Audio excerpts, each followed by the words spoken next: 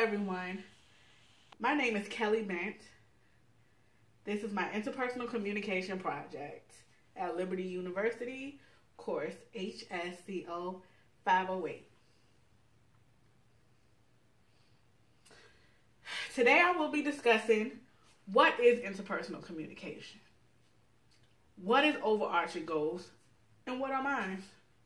Enlarging the conversation, my background and my behavioral blend, interpersonal communication barriers and ways to overcome them, strategies and ways to overcome interpersonal communication barriers, and noise pollution, and my action plan on how I would carry out my overarching goals.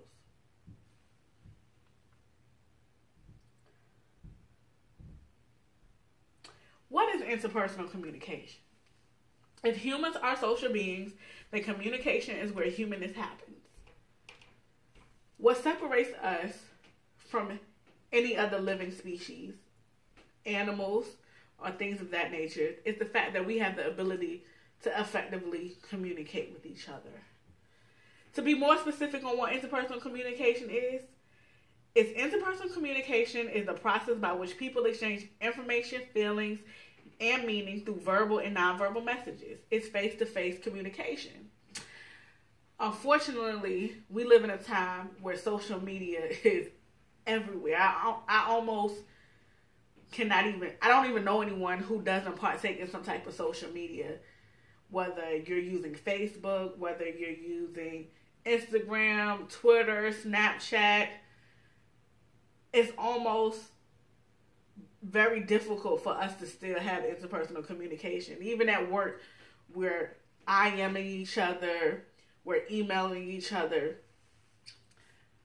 But it's also still very important that when you do come in contact with other human life, whatever way that you do come in contact with them, it's always important to try to always do interpersonal communication so that the message that you're trying to portray and the message that you're trying to receive can always be clear and concise. Overarching goal. Mindful listening is the mind and body working together to communicate. Unfortunately, prior to me taking this class, I thought that I was a phenomenal listener. Like, I thought I listened. I thought I was a great talker. I thought I had all aspects of what a great listener would be.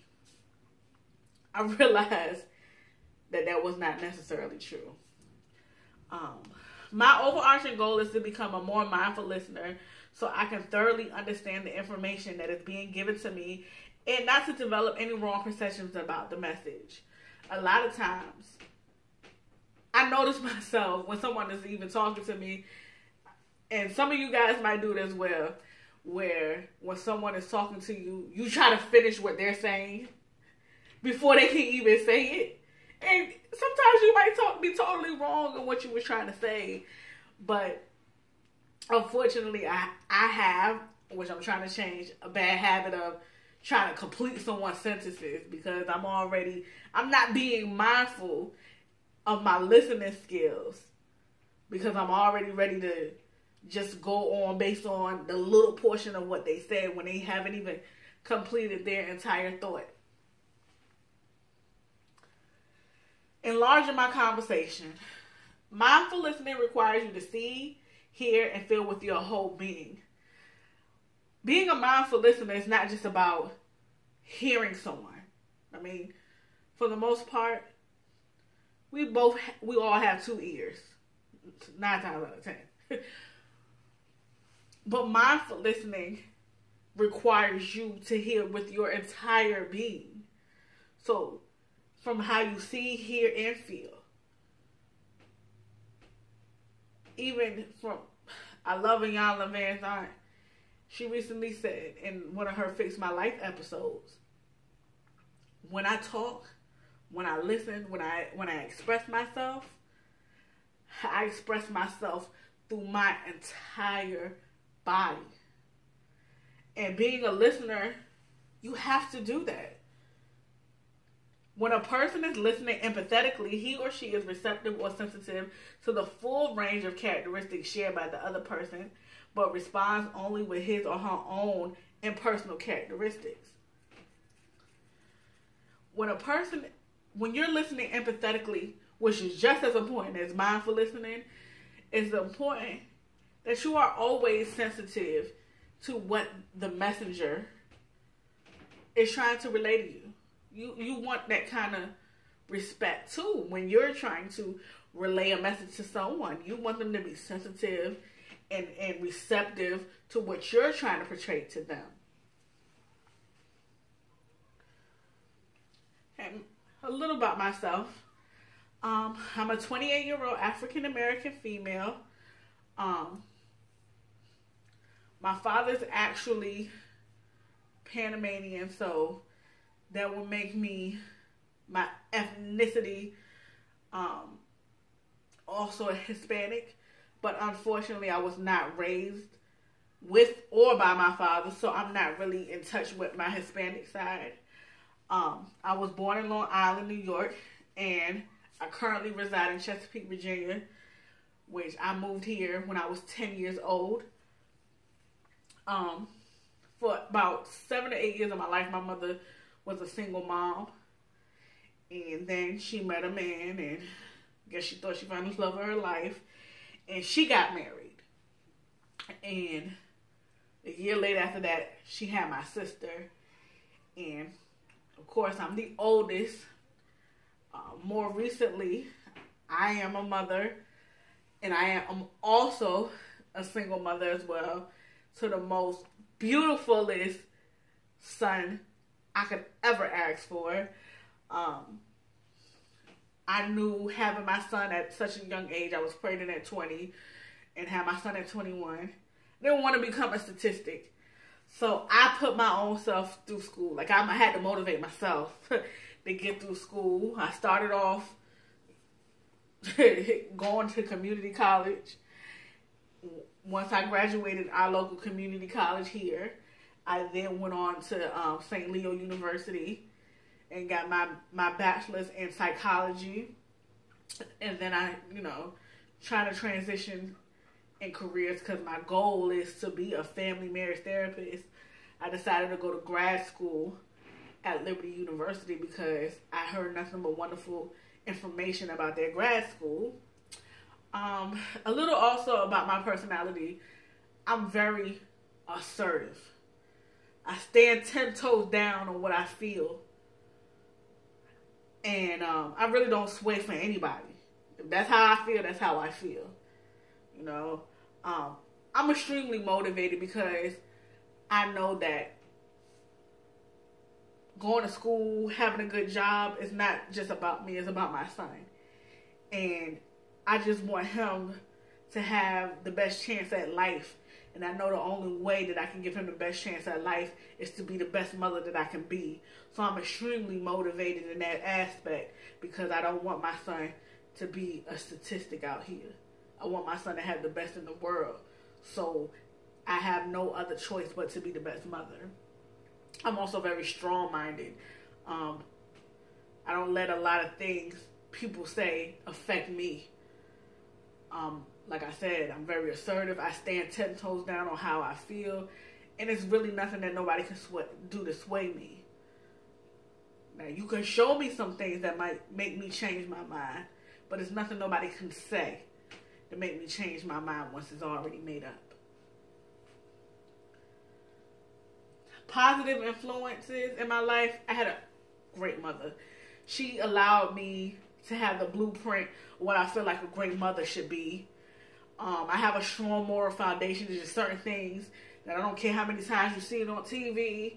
I don't care how many times you might hear it on the song. Certain things I'm just not going to do. I have a very carefree attitude.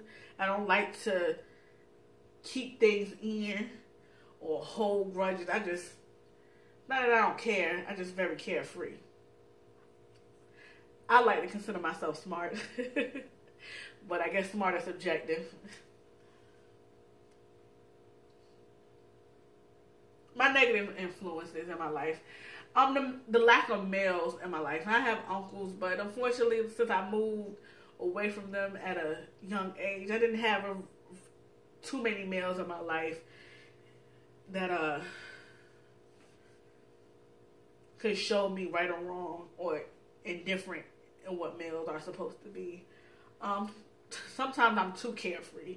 Sometimes I'm too lackadaisical in my behavior. Also, sometimes I can be too independent where I don't know how to delegate work to other people. I don't know how to say, I need help, because I'm so into doing it on my own. And we all need help sometimes.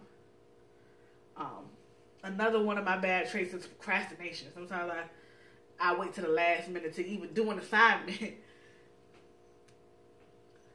My behavior blend. Behavior blend is the combination of trait factors any one individual possesses as measured on the 4 temperament models of human behavior, also referred to a DISC for the 4 temperament labels. This is me. This is how you are with your friends and family. This is what is expected of me. It's how you behave when you are in public or at work.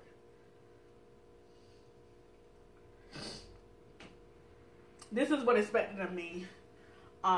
A lot of times I feel like because of the story and my background, I'm supposed to be inspiring, influencing.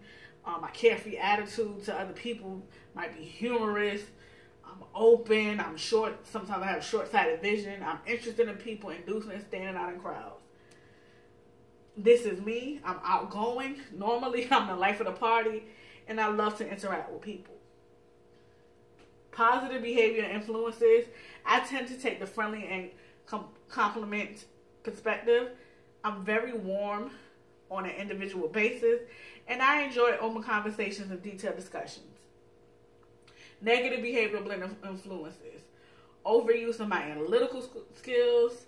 I think too much or too long about solving problems, and sometimes I tend to turn people off with my opinions. Barriers. My barriers are differences in perceptions and viewpoint. In our book, Stewart, page 163, people often assume that the truth of things exists out there somewhere in what they are seeing, hearing, touching, and tasting, which is very true, which has become a very significant barrier in my life. Overcoming barriers, understanding other differences in perception and viewpoints is based on their life experiences. Noise pollution, factors that influence us to be distracted from listening effectively at level 1. And there's 2 types of noise pollution, which is internal noise and external noise. Internal noise is hearing what you want to hear, biased listening, emotional listening, and fatigue. Solutions to internal noise, not allowing past experience to dictate what I listen to. Patience, being positive, and process information better. My plan of action. Thoroughly enjoy my me time. Always listen with a purpose. Pay more attention to what the other person is trying to convey. Respect other people's opinions that are different from my own, and not to procrastinate as much as I do, and be more assertive rather than aggressive. Conclusion. It is so easy to let life get ahead of us and not pay attention to ourselves the way that we should. Going forward, I plan on doing more self-reflection in order to better understand myself, and that in return would allow me to be a better listener to others. And thank you. And that's my interpersonal communication project.